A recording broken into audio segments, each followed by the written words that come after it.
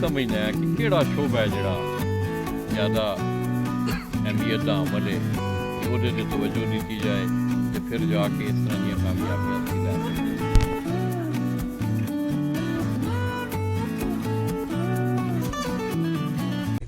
रमीज़ की हाल है यार? अल्लाह का शुक्र, ठीक है। पहले तो तेनू मुबारक होवे यार मुबारक कि तू मतलब इस दफ़ा फिर अपनी परफॉर्मेंस नू दोहराया। तो दोस्तों इस मौके पे मैं हालांकि मैं देख भी रहा था थोड़ी देर पहले, मैं एक इनके दोस्त जो बड़े अच्छे दोस्त हैं उनके इस शौक़ में उनके साथ वो इन्वॉल्व रहते हैं, मगर उनका ज़ाती जो शौक़ है, जो बेसिक उनका शौक़ है वो घोड़सवारी है।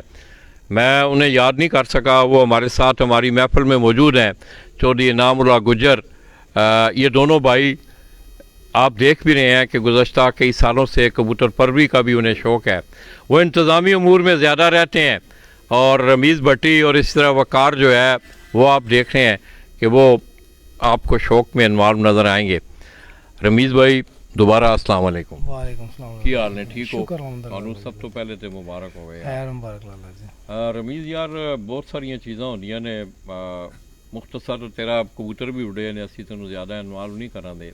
हर कामयाबी जिहड़ी है जिंदगी दी, कोई भी कामयाबी है उहदे पिछे चंद ऐसियां चीज़ां होंदियां ने कि जिहड़ियां उहनूं कामयाबी दे नेड़े लैके जांदियां ने। तू की समझना है कि केड़ा शोबा है जिहड़ा ज़्यादा अहमियत का अमल है कि उहदे ते तवज्जो दी जाए तो फिर जाके इस तरह दी कामयाबियां तुसीं लै सकदे हो? लाला जी यानी कि मेरा तो प्रैक्टिकल है कि तजर्बा है, वो मेरा शगिर्द तसव्वुर हीर ते वो आपे तो इटली होंदा है।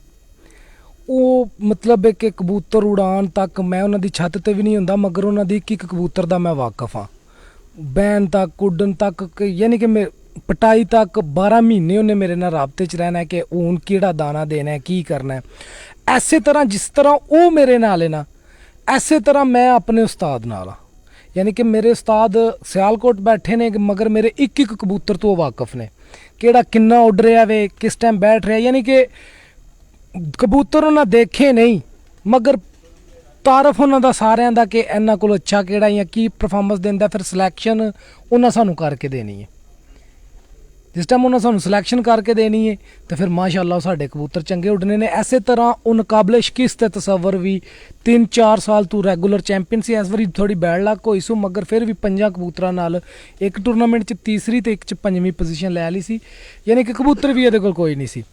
मन्नू तो मेरी कामयाबी यही लगती है कि जेड़ा मसलन कबूतर इत्थे थल्ले मैं ही हाँ, मगर उड़ा मेरा उस्ताद रहा वे।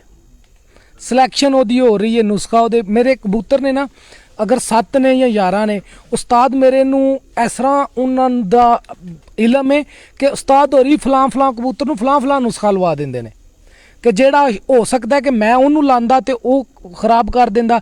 यानी कि कबूतर के मुताबिक मेरे को नुस्खा भी लवांदे ने, ਉਹਦੀ ਤਬੀਅਤ ਦੇ ਮੁਤਾਬਕ, ਉਹਦੀ ਤਬੀਅਤ ਦੇ ਮੁਤਾਬਕ, ਉਹਦੀ ਉਡਾਨ ਦੇ ਮੁਤਾਬਕ, ਉਹਦੇ ਬਿਹੇਵੀਅਰ ਦੇ ਮੁਤਾਬਕ, ਉਹਦੇ ਬਿਲਕੁਲ ਨਹੀਂ। ਇਹ ਤੇ ਗੱਲਾਂ ਠੀਕ ਨੇ ਤੇ ਬਜਾਏ ਮੈਂ ਸਮਝਦਾ ਦਾ ਸਬਬ ਮੇਰੇ ਖਿਆਲ ਨਾਲ ਫਿਰ ਆਏ। ਬਿਲਕੁਲ ਇਹ ਸਹੀ ਗੱਲ ਹੈ, ਮਗਰ ਮੈਂ ਸਮਝਦਾ ਕਿ ਬਾਅਦ ਤੁਹਾਡੇ ਮੈਂ ਖੁਦ ਤੇ ਨਹੀਂ ਇਨਵੋਲਵ ਪ੍ਰੈਕਟੀਕਲੀ, ਤੁਹਾਨੂੰ ਵੀ ਪਤਾ ਹੈ ਕਿ ਮੈਂ ਕਬੂਤਰ ਪਰਵਰ ਨਹੀਂ, ਮਗਰ ਬਾਅਦ ਮੈਂ ਦੇਖ ਰਿਹਾ ਤੁਹਾਨੂੰ 10-12 ਸਾਲ ਤੋਂ।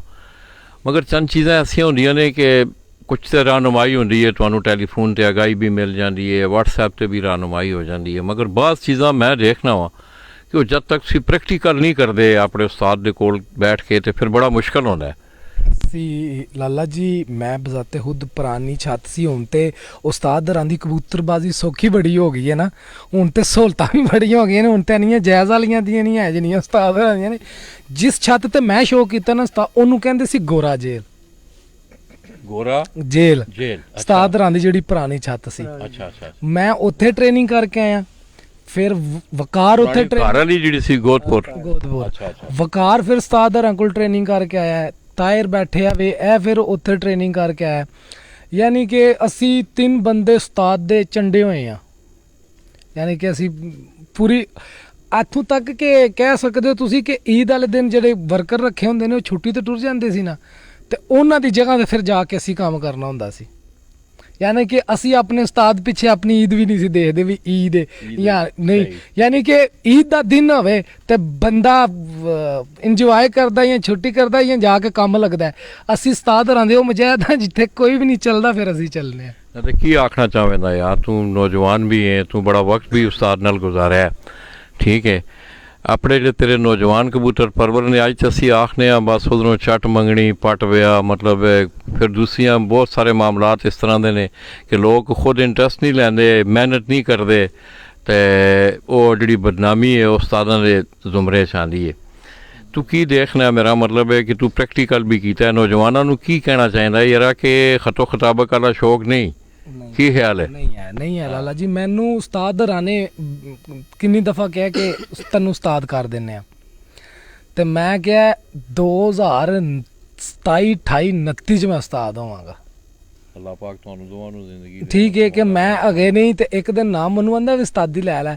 ਮੈਂ ਕਿਹਾ ਯਾਰ ਉਂਝ ਅੱਲਾਹ ਪਾਕ ਸਾਡੇ ਉਸਤਾਦ ਨੂੰ ਜ਼ਿੰਦਗੀ ਦੇ, ਸਾਡਾ ਉਸਤਾਦ ਤੇ ਉਸਤਾਦ ਘੱਟ ਤੇ ਸਾਡਾ ਵੱਡਾ ਭਰਾ ਚੁੱਕ ਹੈ, ਮਗਰ ਅਗੇ ਸਾਡੇ ਹੱਕ ਦਾਵੇ ਨੇ ਕਿ ਅਸੀਂ ਉਹਨਾਂ ਦਾ ਫੜ ਲੈਂਦੇ ਆ, ਕੱਪੜਾ ਵੀ ਖਿੱਚਨੇ ਆ, ਤੰਗ ਵੀ ਕਰਨੇ ਆ ਵੀ ਇਹ ਤੇ ਜਿਸ ਟਾਈਮ ਅਸੀਂ ਉਸਤਾਦੀ ਲੈ ਲਈ ਤੇ ਫਿਰ ਉਸਤਾਦ ਹੋਰਾਂ ਕੋਲ ਇਹ ਆਪਸ਼ਨ ਤੇ ਹੋਣਾ ਯਾਰ ਹੁਣ ਤੇ ਜਾਨ ਛੱਡੋ, ਤੇ ਉਸਤਾਦ ਹੋਰਾਂ ਦੀ ਜਾਨ ਨਹੀਂ ਛੱਡਣੀ। ਜਿਹੜੇ ਭੱਟ ਮੰਗਣੀ ਝੱਟ ਵਿਆਹ ਕਰ ਲੈਂਦੇ ਨੇ ਨਾ, ਅਸਲ 'ਚ ਮੇਰੇ ਖਿਆਲ ਨਾਲ ਉਸਤਾਦ ਵੀ ਸ਼ਾਗਿਰਦਾਂ ਤੋਂ ਰਹਿੰਦੇ ਵੀ ਫੇਸਬੁੱਕ ਤੇ ਹੀ ਨੇ, ਫਿਰ ਮੇਰੇ ਫੇਸਬੁੱਕ ਤੇ ਸ਼ਾਗਿਰਦ ਵੀ ਜਿਹੜੇ ਨੇ ਨਾ ਉਹ ਉਸਤਾਦਾਂ ਨੂੰ ਤੰਗ ਹੀ ਹੁੰਦੇ ਨੇ ਤੇ ਕਹਿੰਦੇ ਨੇ ਕਿ ਰਿਸ਼ਤਾ ਖਤਮ ਕਰ ਦੇ। ਉਸਤਾਦੀ ਲੈਣੀ ਚਾਹੀਦੀ ਏ ਉਸਤਾਦੀ, ਮਗਰ ਜਦੋਂ ਦਿਲ ਤੋਂ ਤੁਹਾਡਾ ਉਸਤਾਦ ਤੁਹਾਨੂੰ ਮੁਕੰਮਲ ਕਵੇ ਕਿ ਕੰਪਲੀਟ ਹੈ ਯਾਰ ਹੁਣ ਤੂੰ ਉਸਤਾਦੀ ਲੈ ਲੈ, ਫਿਰ ਤੁਸੀਂ ਉਸਤਾਦ ਬਣਨਾ ਚਾਹੀਦਾ। ਮੇਰੇ ਖਿਆਲ ਨਾਲ 14-15 ਸਾਲ ਤਾਂ ਮੈਨੂੰ ਹੋ ਚੱਲੇ ਨੇ, ਤੇ 7-8 ਸਾਲ ਤੇ ਹੈਗੇ ਮੇਰਾ ਕੋਈ ਇਰਾਦਾ ਹੀ ਨਹੀਂ, ਕੋਈ ਪ੍ਰੋਗਰਾਮ ਹੀ ਨਹੀਂ ਹੈ। ਤੇ ਫਿਰ ਅੱਲਾਹ ਪਾ ਖੈਰ ਕਰੇ, ਉਸਤਾਦ ਸਾਡੇ ਹੈਗੇ ਯੰਗ ਨੇ, ਜਦੋਂ ਬਾਬੇ ਹੋ ਗਏ ਤੇ ਫਿਰ ਲੈ ਲਾਂਗੇ। ਤੇਰੇ ਸ਼ੌਕ ਦੇ, ਤੇਰੇ ਜਿਹੜੇ ਹਮਸਫਰ ਨੇ, ਤੇਰੇ ਸ਼ੌਕੀਨ ਭਰਾ ਜਿਹੜੇ ਨੇ, ਜਵਾਨ ਲੋਕ ਨੇ, ਕੀ ਪੈਗਾਮ ਦੇਣਾ ਉਹਨਾਂ ਨੂੰ, ਮਤਲਬ ਹੈ ਹਰ ਹਵਾਲੇ ਨਾਲ ਜ਼ਿੰਦਗੀ ਅਗਰ ਮਤਲਬ ਹੈ ਕਿ ਇਹ ਸ਼ੌਕ ਲਾਲਾ ਜੀ ਕਰਨਾ ਹੈ ਪਹਿਲੇ ਨੰਬਰ ਤੇ ਇਹ ਸ਼ੌਕ ਸਭ ਨੂੰ ਹੀ ਤਕਰੀਬਨ ਪਤਾ ਹੈ ਕਿ ਇਹ ਤੁਹਾਡੇ ਕੋਲ ਤੁਹਾਡੀ ਜ਼ਰੂਰੀਆਤ ਤੋਂ ਜ਼ਿਆਦਾ ਪੈਸੇ ਹੋਣ, ਜਿਹੜੇ ਤੁਹਾਡੀ ਆਮਦਨ ਜ਼ਿਆਦਾ ਹੋਵੇ, ਤੇ ਫਿਰ ਤੇ ਇਹ ਸ਼ੌਕ ਹੁੰਦਾ ਹੈ। ਪਹਿਲੇ ਨੰਬਰ ਤੇ ਸਭ ਨੂੰ ਪਹਿਲੇ ਆਪਣਾ ਕੰਮ ਸ਼ਮ ਦੇਖੀਏ, ਆਪਣਾ ਸਰਕਟ ਚੱਲ ਸਕਦਾ ਜਾਂ ਨਹੀਂ। ਜਿਹੜੇ ਨੌਜਵਾਨ ਨਵੇਂ ਕਬੂਤਰਬਾਜ਼ ਨੇ, ਅਗਰ ਉਹ ਸਾਰਾ ਕੁਝ ਤੁਹਾਡੇ ਕੋਲ ਹੈ, ਤੁਸੀਂ ਅਫੋਰਡ ਕਰ ਸਕਦੇ ਹੋ, ਉਸ ਤੋਂ ਬਾਅਦ ਤੁਸੀਂ ਇੱਕ ਆਪਣੇ ਅੱਛੇ ਉਸਤਾਦ ਦਾ ਸ਼ਾਗਿਰਦ ਬਣੋ। ਸ਼ਾਗਿਰਦ ਬਣ ਕੇ ਉਹਦੀ ਤਾਬੇਦਾਰੀ ਕਰੋ, ਉਹਦੇ ਕੋਲ ਜਾ ਕੇ 6 ਮਹੀਨੇ 1 ਸੀਜ਼ਨ 2 ਸੀਜ਼ਨ ਕਮ ਸੇ ਕਮ 2 ਸੀਜ਼ਨ ਤੇ ਤੁਸੀਂ ਉਹਨਾਂ ਦੇ ਕੋਲ ਬਹਿ ਕੇ ਥੱਲੇ ਕਬੂਤਰ ਉਡਾਓ।